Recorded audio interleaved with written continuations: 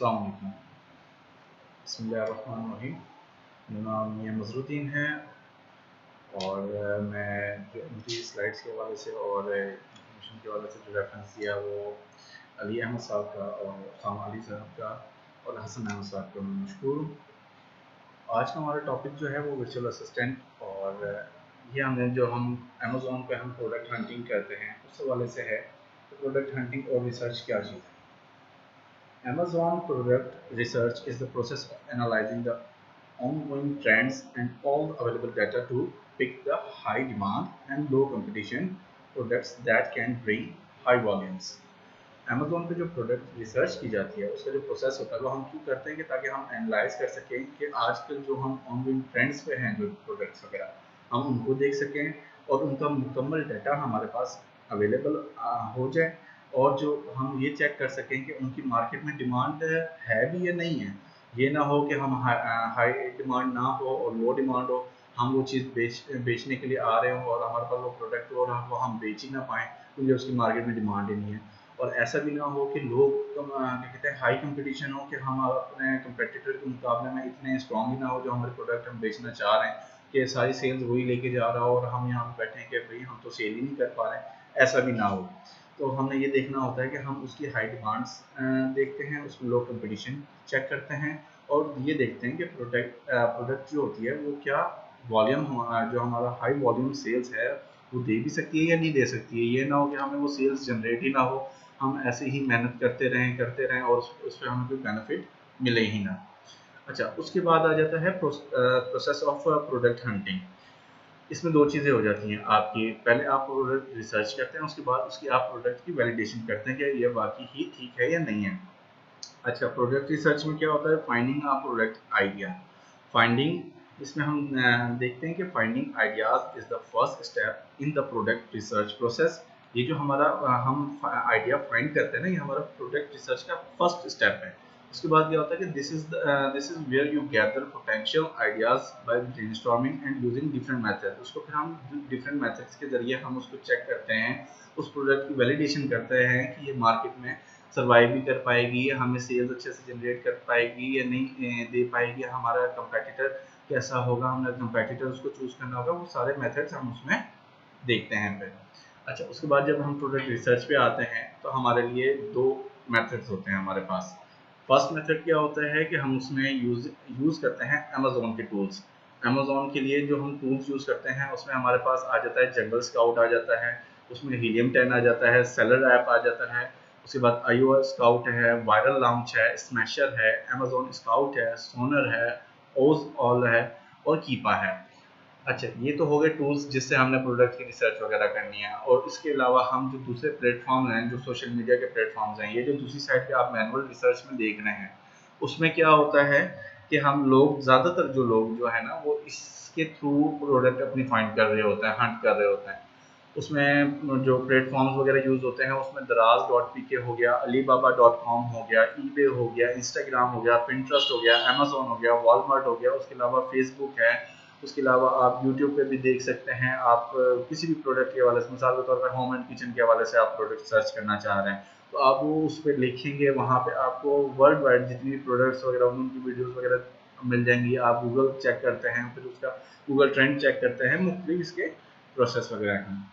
अच्छा, इसमें जो हम टूल्स जो हमारे पास आ जाते हैं अमेजोन टूल्स में, उसमें क्या होता है हीलियम 10 अगर हम यूज़ करते हैं उसके हवाले से मैं बताऊं कि मैग्नेट जो होता है, मैग्नेट में हमारी क्या वर्किंग होती है कि इंटर अ सीड कीवर्ड। मिसाल के तौर पे कोई अगर मिसाल के तौर पे वुडन की प्लेट्स आ जाती हैं, वुडन के आप ग्लासेस देख सकते हैं, वुडन के आप वो कपबोर्ड देख सकते हैं और उसके अलावा कहते हैं शेल्फ देख सकते हैं। तो उसमें जो ये सीड कीवर्ड है ना, सीड कीवर्ड जो होता है उसमें वो वुड ही है कि वो हम वो लिख रहे हैं, तो वो हमने मैग्नेट में पुट करना होता है। उसके बाद अपना क्राइटेरिया देना होता है कि हम कौन सी कंट्री, मिसाल के तौर पर आप यूएसए कर रहे हैं तो अपना आप पहले कंट्री सेलेक्ट कर लेंगे। उसके बाद क्या कहते हैं आपको फर्दर अपना क्राइटेरिया के मुताबिक आपने अपने मैग्नेट को परफॉर्म करना होता है। उसके बाद आ जाता है ब्लैक बॉक्स। अच्छा, इसमें क्या होता है कि रिसर्चिंग एवरी निच of existence on Amazon using products keywords competitor etcetera. अच्छा, आपने क्या होता है, आपने इसमें ब्लैक बॉक्स में अपना एक क्राइटेरिया, आपका जो भी क्राइटेरिया है, तो आपने उसमें अपना कंट्री सेलेक्ट करके, अगर आप यूके में हैं तो आपने यूके की पहले देख लेनी है, फिर आपने अपनी सर्च वॉल्यूम देखना है, फिर उसके बाद आपने अपनी प्राइस लिखनी है, अपना कंपेटिटर्स देखना है। अच्छा, उस पर रिव्यू कितने आ रहे हैं, क्या वो 4.2 से ऊपर हैं या नीचे हैं? अगर 4.2 से नीचे हैं तो फिर उसको डिनाई हो जाती है वो प्रोडक्ट, क्योंकि वो क्राइटेरिया के मुख्तलिफ हैं सर। अच्छा, उसके बाद आ जाता है Cerebro. Enter a product ASIN and get hundreds of keyword suggestions. तो इसमें क्या होता है कि आपके पास जो प्रोडक्ट आती है ना, जब आप अमेजोन पे जा रहे होते हैं, अमेजोन पे आप कोई भी प्रोडक्ट के नेम लिखेंगे वहाँ पे सर्च बार में, वहाँ पे जब आप उसको इंटर करेंगे, उसके बाद आपको जहाँ पे amazon.com लिखा होता है उससे आगे तकरीबन 10 वर्ड्स का आपको क्या कहते हैं वो एस मिल जाता है, या अमेजोन स्पेसिफिक आइडेंटिफिकेशन नंबर होता है। तो आप इसको सर्च, वो आप वहाँ से उठाएंगे और सैरी प्रो में पुट करेंगे, तो आपको जो आपके प्रोडक्ट है ना उसके हवाले से हंड्रेड ऑफ कीवर्ड्स और सजेशंस मिल जाएंगे आपको। अच्छा, उसके बाद once we find an idea we use to do its validation to confirmation whether it's a good hunt और अस फॉर अस और नॉट। हम लोग चेक कर लेंगे हमारे लिए बेहतर है या नहीं है जो हमने प्रोडक्ट हंट की है। उसके बाद फॉर प्रोडक्ट वैलिडेशन, हम जो प्रोडक्ट वैलिडेशन करना चाह रहे हैं उसके लिए we will be required Chrome extensions of. इसमें क्रोम एक्सटेंशंस होती हैं ताकि हम अगर एक प्रोडक्ट लिख रहे हैं तो हमें उसकी एक्सटेंशंस भी हों, ताकि हम उस प्रोडक्ट के हवाले से फर्दर आइडियाज़ वगैरह जनरेट कर सकें। उसके लिए हमें जो टूल्स वगैरह हम इस्तेमाल कर रहे होते हैं वो जनरल स्काउट भी होता है और हीलियम 10 भी होता है। अच्छा, उसके बाद आ जाता है प्रोडक्ट वैलिडेशन। अब हमने प्रोडक्ट वैलिडेशन भी करनी है, हमने प्रोडक्ट सर्च तो कर लिया है लेकिन उसके ऊपर वैलिडेशन भी करनी है। उसके लिए क्या तरीक़ेकार है, उसमें जो कंपोनेंट्स यूज होते हैं वो 12 कंपोनेंट्स यूज होते हैं। इसमें क्या होता है कि आप उस प्रोडक्ट के रिव्यूज़ चेक करते हैं, या जो प्रोडक्ट है उस पर जो जो लोग वहाँ उस प्रोडक्ट को परचेज कर चुके हैं वो किस तरह के रिव्यूज़ दे रहे हैं, अच्छे कमेंट्स दे रहे हैं या बैड रिव्यूज़ दे रहे हैं। वो आपने देखना होता है। सर्च वॉल्यूम आपने देखना होता है, हर कंट्री का अलग होता है। जिस तरह से आप यूएस का देखेंगे तो वो मिनिमम 10,000 देखते हैं। उसके बाद क्या कहते हैं, अगर आप यूके का देखते हैं तो वो मिनिमम 5,000 है। उसके बाद मुख्तलिफ कंट्रीज़ के जहाँ पे आप प्रोडक्ट सेल करना चाह रहे हैं तो वहाँ के मुख्तलिफ क्राइटेरियाज वगैरह हैं, तो उसके मुताबिक आपने सर्च वॉल्यूम उसका चेक करना होता है कि सेलिंग प्राइस। उसके बाद आपने देखनी होती है कि सेलिंग प्राइस क्या है उसकी, कि मार्केट में वो क्या क्या रैंक कर रहा है, किस हिसाब से वो चल रहा है। आप अमेजोन पे जाएंगे, आप वहाँ पे लिखेंगे प्रोडक्ट का कीवर्ड लिखेंगे, उसके बाद क्या कहते हैं आपको वो शो करा देगा कि इसकी ये सेलिंग प्राइस है। तो आपने अपने क्राइटेरिया के मुताबिक देखना है कि क्या वो उसमें आपकी क्राइटेरिया में आ भी रही है वो प्रोडक्ट, या आपकी क्राइटेरिया से ज़्यादा जा रही है उसकी सेलिंग प्राइस। मिसाल के तौर पर आपकी मैक्सिमम $40 की रेंज है, तो आप उससे एक्सटेंड देख रहे हैं कि भाई ये तो $100 या $150 की ये सेल हो रही है, आपने उस प्रोडक्ट को छोड़ देना है कि आपने उसके अलावा प्रोडक्ट देखने के जो हमारे क्या कहते हैं क्राइटेरिया के मुताबिक हो। उसके बाद हमें देखना है कि ये रेवेन्यू क्या जनरेट कर रहा है, क्या हम उससे कमा सकते हैं, या हमारे जो दूसरे अमेजोन के प्लेटफॉर्म पर हैं लोग वहाँ पे वो कमा भी रहे हैं, किस तरह से है वो सारा आपने सर्च करना है। वो इन टूल्स के जब आप टूल्स यूज़ करेंगे तो वो आपको सारी चीज़ें बताएंगे। उसके बाद आपने ये देखना है कि अमेजोन एज अ सेलर तो नहीं है, आपने बाय बॉक्स में जाके देखना होता है कि आप का जो अमेजोन है वो खुद तो नहीं बेच रहा। फिर अगर आप वो खुद ही मैक्सिमम बेच रहा होगा प्रोडक्ट्स को, आपने फर्स्ट हैंड में देखना होता है। अगर वो खुद ही ज़्यादातर बेच रहा होगा तो जाहिर सी बात उसकी एडवर्टाइजमेंट वगैरह भी वो खुद ही कर रहा होगा, फिर आपकी प्रोडक्ट बेचना तो आप बहुत मुश्किल हो जाएगा। उसके बाद आपने देखना होता है कि ब्रांड डोमिनेंसी, कि यार ब्रांड डोमिनेंसी तो नहीं हो रही है कि मिसाल के तौर पे अमेजोन के अलावा भी और ब्रांड है जो एक ही प्रोडक्ट को 3-4 ब्रांड बना के वो ज़्यादा बेच रहा है, इस तरह से भी ना हो। क्यों? आपको फिर उससे कम्पीट करना बहुत मुश्किल हो जाएगा। अच्छा, उसके बाद आपने ये देखना होता है कि ट्रेंडी ट्रेंडी तो नहीं है कि ट्रेंड आया और चला गया, उसमें आपकी प्रोडक्ट सेल हो रही है, ऐसी प्रोडक्ट आपने नहीं उठानी है। ठीक है, तो ट्रेंड आपने देखना होता है। मिसाल के तौर पर मैं अगर बात करूँ तो क्रिसमस की, तो क्रिसमस के डे ही वो ज़्यादातर प्रोडक्ट उसके मुताबिक वो सेल होती हैं, उसके बाद वो सारा साल नहीं सेल होती हैं। सीजनैलिटी ना हो, मिसाल के तौर पर आपकी प्रोडक्ट है जैकेट्स हो गई लेदर की, उसके अलावा ग्लव्स हो गई, ये सिर्फ सर्दियों में होंगी। उसके बाद सारी गर्मियों में क्या कहते हैं वो प्रोडक्ट आपकी सेल नहीं होगी। अच्छा, वेट आपने ये देखना है कि 3.3 LBS यानी कि 1.5 किलो के से ज़्यादा वो प्रोडक्ट का वेट ना हो। उसके बाद आ जाता है प्रोडक्ट रेटिंग। प्रोडक्ट रेटिंग कैसी चल रही है, उसकी सही है या नहीं है। आपने 4.2 से ऊपर अगर प्रोडक्ट की रेटिंग है तो ठीक है, अगर 4.2 से कम है तो वो आप उसको छोड़ दीजिए, ताकि आपके लिए सेल करना ज़्यादा मुश्किल ना हो।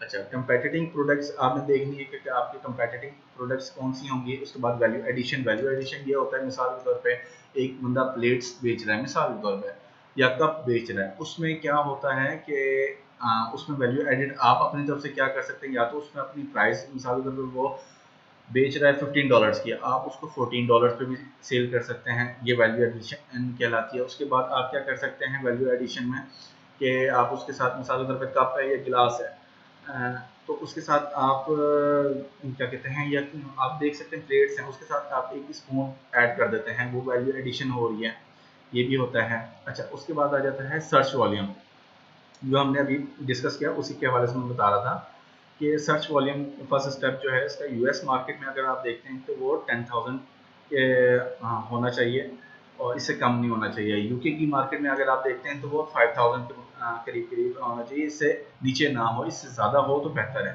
अगर आप कंपीटिटिंग प्रोडक्ट्स सेकंड पॉइंट पे आते हैं तो उसमें ये होता है कि आप कंपीटिटिंग प्रोडक्ट्स में, ये देखिए कंपेटिटिंग प्रोडक्ट्स में क्या कहते हैं, आप यूएस मार्केट को देखते हैं, अगर यूएस मार्केट में आप कर रहे हैं तो वो नॉट मोर देन 2000 कंपेटिटिंग प्रोडक्ट्स, ये ना हो कि वो 2000 जो कंपेटिटिंग प्रोडक्ट कंपेटिटर से ज़्यादा लोग बेच रहे हों, क्योंकि आपके लिए ये जो एक क्राइटेरिया सेट किया गया है, इसमें ये है कि आपके लिए प्रोडक्ट जब आपकी हैंड हो जाएगी तो वो सबसे बेहतरीन लेवल पे रहेगी, आपके लिए ईजी रहेगा उस प्रोडक्ट को सेल करना। तो आपके कंपेटिटर 2000 से ज़्यादा ना हो, वो मार्केट में इतना ज़्यादा ना चल रहा हो। अच्छा, यूएस यूके की मार्केट में अगर आप चेक करेंगे तो वो क्या कहते हैं 1000 से ज़्यादा ना हो। अच्छा, नेक्स्ट पे आते हैं। अच्छा, थर्ड जो हमारा है टॉपिक, ये कंपोनेंट है, उसमें हम देखेंगे कि अमेजोन एज अ सेलर तो नहीं है कि वो 3 टाइम्स टॉप तो नहीं रैंक कर रहा, जो प्रोडक्ट जो भी आपकी है उस के हवाले से, जो भी आपने प्रोडक्ट रिसर्च किया की है, तो उसके हवाले से वो 3 टाइम खुद ही तो नहीं सेल करता, ताकि आपके लिए परेशानी ना हो जाए उसमें। अच्छा, उसके बाद आ जाता है वेट एंड साइज, कि आपका ओवर साइज प्रोडक्ट ना हो।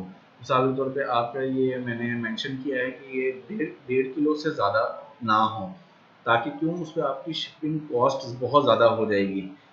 ठीक है, उसके बाद अगर आप यूके मार्केट में देखते हैं तो उसमें भी यही सेम क्राइटेरिया है।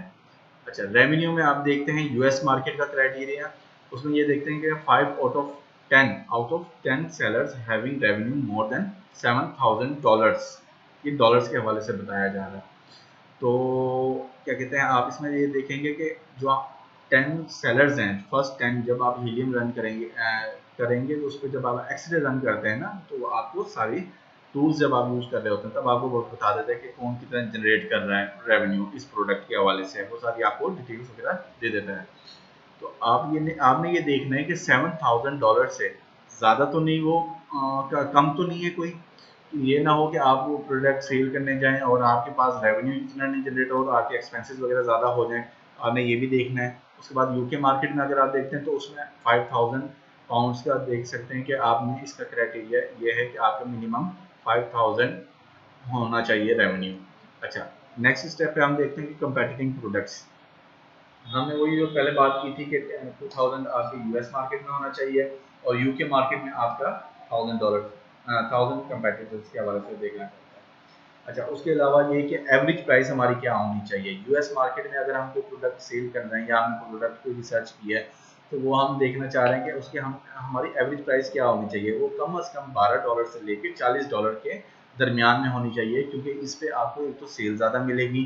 ठीक है, उसके बाद यूके मार्केट में अगर आप चेक करते हैं तो वो 8 पाउंड से लेके आपका क्या कहते हैं 25 पाउंड तक आपका होना चाहिए। ठीक है।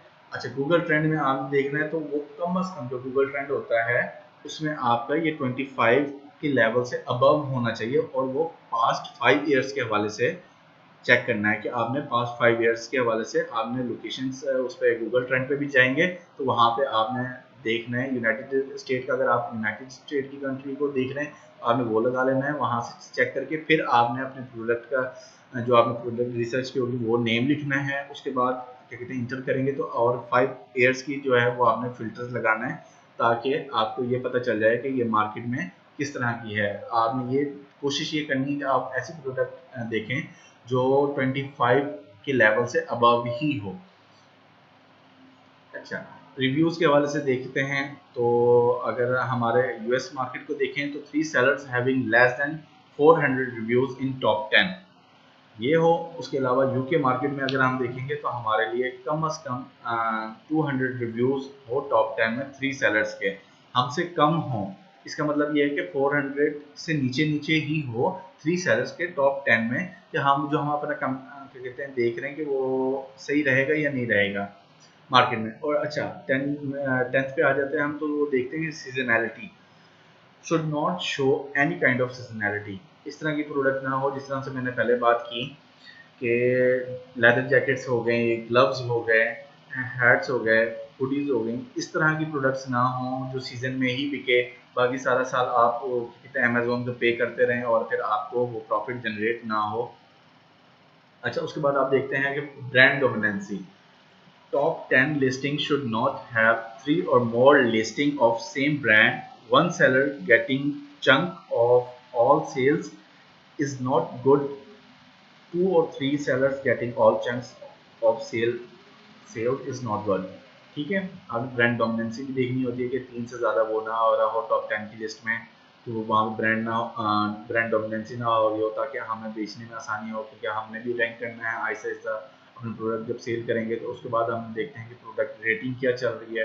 एवरेज रेटिंग जो होती है ना वो मोर देन हमें देखनी है कि वो 4.2 से अबव हो और वो टॉप 10 सेलर्स की ही हो, ताकि हम देखना है कि हमारी प्रोडक्ट अच्छे रिव्यूज़ भी ले सकेगी, हमारी रेटिंग भी अच्छी हो सकेगी, हम जो प्रोडक्ट बेच रहे हैं, या वो ऐसी ही हमारी प्रोडक्ट ज़ाया होगी, हमारा जो टाइम वो वेस्ट होगी, ये भी देखना है। अच्छा, अब हमने क्या करना है, प्रोडक्ट टू अवॉइड, हमने कौन सी प्रोडक्ट ऐसी हैं जिनसे हमने अवॉइड करना है।